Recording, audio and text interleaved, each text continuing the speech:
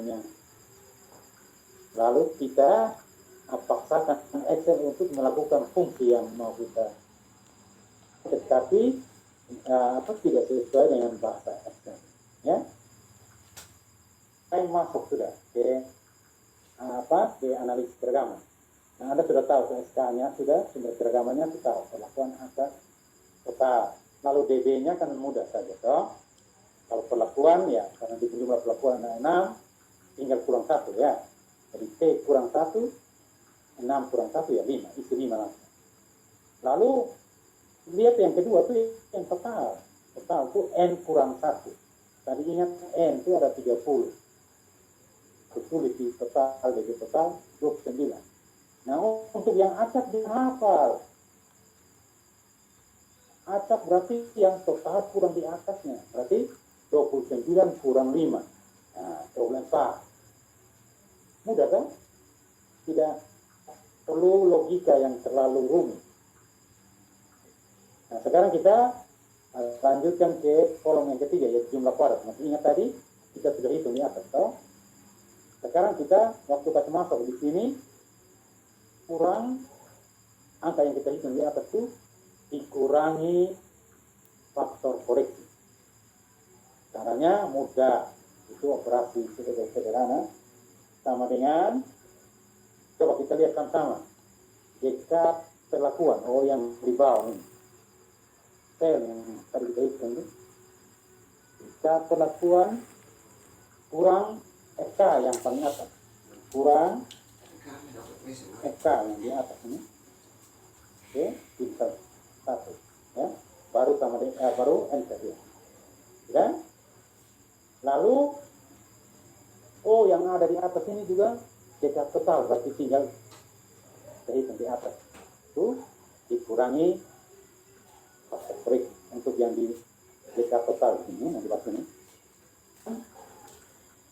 Klik yang jika total ini, yang ini, oke, kurang FK yang tadi kita sepakati bersama waktu kita masuk di kolom ini, kurang yang di atas. Oke. Nah, untuk yang di TK yang di tengahnya ini, atas ini, itu tinggal total kurang di atasnya. Jadi kita hitung ini kurang di atasnya.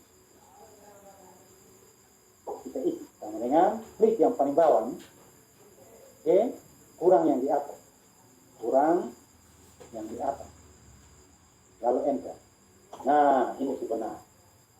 Jadi kalau logika hitung-menghitung itu harus rasional dan prosedur benar, ya.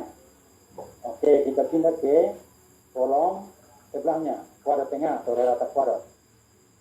Itu masing-masing komponen itu dibagi D, ya. Kita itu sama dengan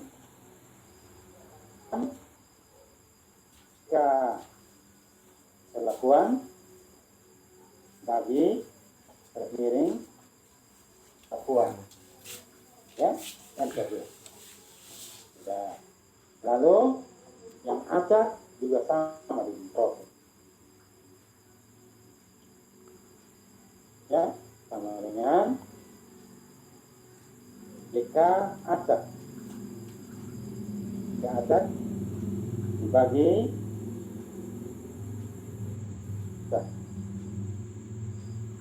tulis langsung atau klik di tengah sel tidak boleh. Oke, lalu apa? Lalu sekarang kita hitung. Maksudnya kita hitung yang mana bagi mana sama dengan tengah perlakuan dibagi kuadrat tengah atas. Klik kuadrat tengah perlakuan di atas ini. Ingat, masuk ke pembaginya, baru kuadrat tengah. Oke. Nah, ingat ini, saya jangan lupa. Ini kuadrat tengah atas ini itu yang di paling ujung yang kita sebut sebagai kesalahan percobaan. Kesalahan percobaan.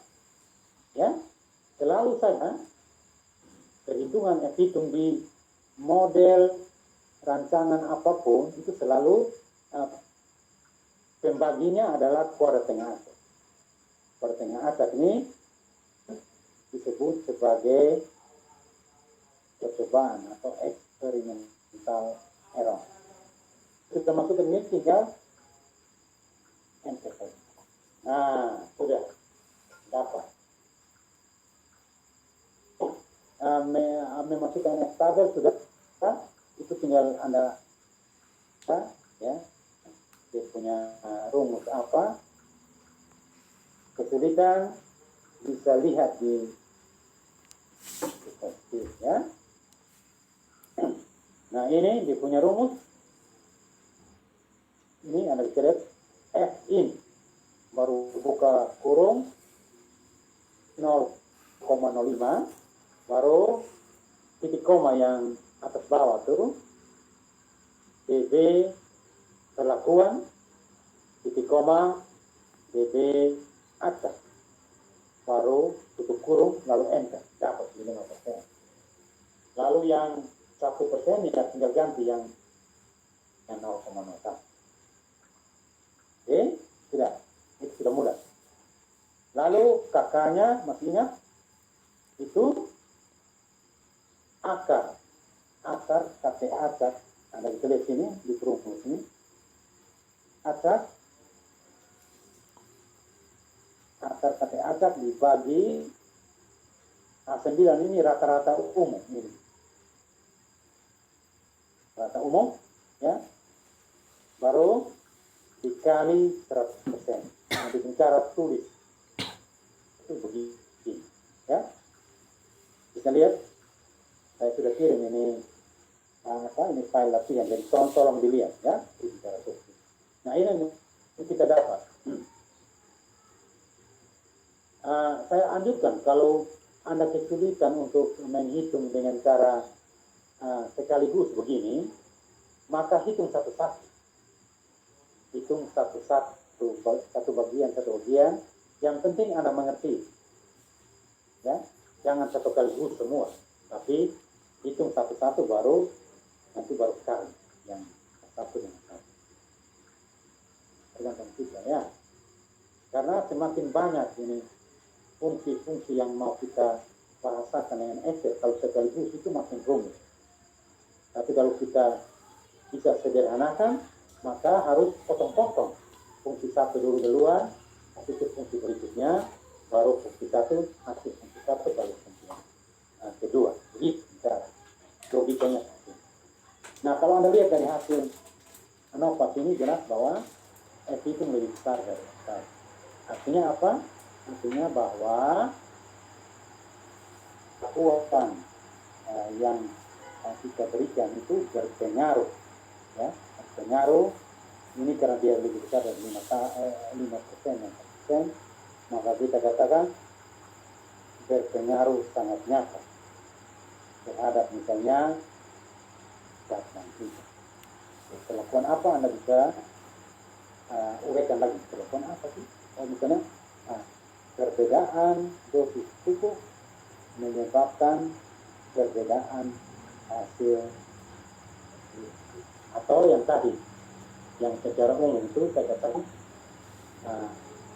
pupuk sangat nyata terhadap hasil tanaman tertentu. Ini sederhana kita kerjaan dulu sudah cukup panjang, cukup umum juga, tapi di punya simpulan atau ringkasan dari analisis varian itu yang seperti ini baru saya katakan tadi, sederhana. Terus ini yang untuk ulangan yang sama, untuk ulangan yang sama.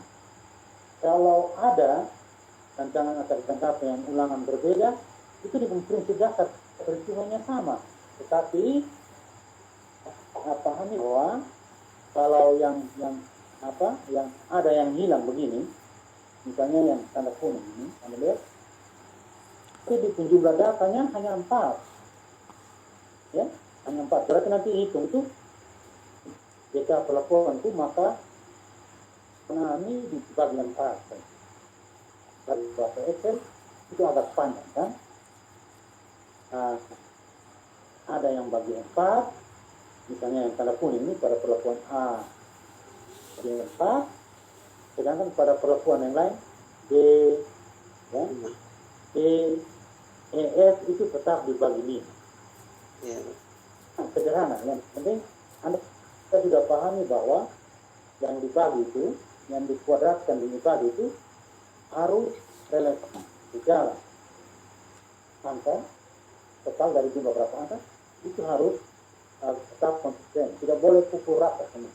Pukul rata semua begini, punya ulangan itu terisi semua. Tapi kalau ada yang ulangannya hanya 4, 5, maka hati-hati dalam menjumlahkan, menghitung jumlah. Ya, itu yang perlu saya sampaikan. Nah, saya pikir ini sudah cukup jelas. Nah, yang untuk rancangan atas kelompok itu menjadi sederhana. Kenapa? Karena proses hitungnya itu sama seperti tadi. Kita tambah kelompok sebagai salah satu sumber keragaman di kelompok, yaitu perlakuan acak total. Hitung teknik perhitungan juga sama seperti tadi, di prinsip dasarnya sama. Kalau di sini itu kita tambah satu sumber keragaman yaitu kelompok, yaitu arahnya yang setara. Yang kita jumlah setara, tapi di kerja tapi sama seperti yang tadi kita kerja. Bisa paham? Yang lain sama tuh, tidak ada bedanya lain. Tinggal kita mengerti, lalu kita punya logika cara berpikir kita. Karena kalau kita sudah punya cara berpikir benar, maka kita bisa mentransformasikan bahasa Excel yang tepat untuk melakukan fungsi-fungsi matematika yang kita maksudkan. Kita bisa pakai Excel dan pengolahan data khususnya untuk analisis beragam. Ini ada kalau di sini ada satu tabel kecil di bawah ini untuk yang tidak perlu tidak perlu jelaskan ini karena Anda harus memahami materinya dulu baru bisa melakukan ini kemudian seperti pada tabel yang bawah, ya. Oke, kira-kira yang sudah bisa paham lebih baik atau paham, saya pikir tidak pemahamannya sudah lebih maju, ya.